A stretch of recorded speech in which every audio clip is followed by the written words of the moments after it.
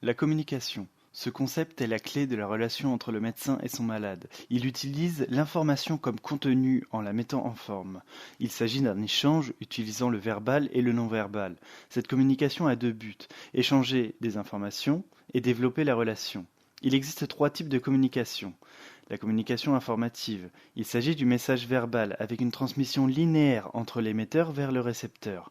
La communication expressive. Celle-ci comprend le contenu de la communication ainsi que le comportement. C'est ici que la communication non verbale prend importance. La communication interprétative repose, elle, sur un socle de compréhension commune. C'est le problème de la représentation qui vient souvent poser problème ici. La communication non verbale a largement son importance, avec de l'ordre de 70% du message qui passerait par ce canal. Elle regroupe le regard, la position et bien d'autres paramètres. Vous avez le cancer.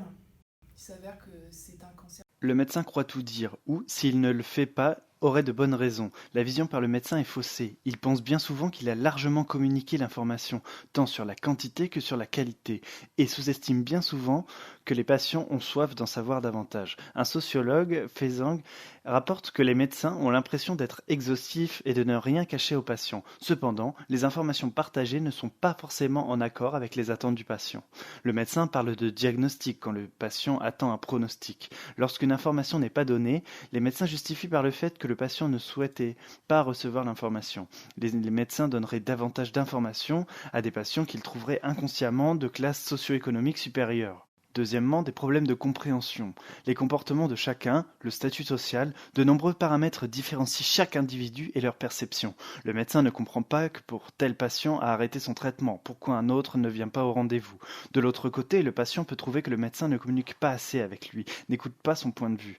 Chacun, à sa façon, a l'impression de faire des efforts de son côté sans que ce soit réciproque. Cette situation, selon Fezang, serait le décalage cognitif. Les visions de chacun sont mal comprises par l'interlocuteur et les réponses en sont différentes que celles attendues par l'émetteur.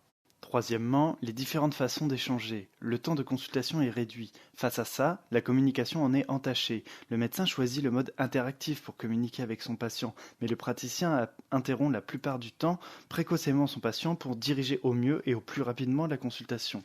Le médecin domine donc l'échange. Le patient ne peut pas clairement poser ses interrogations et ses angoisses, donc les réponses peuvent en être inappropriées.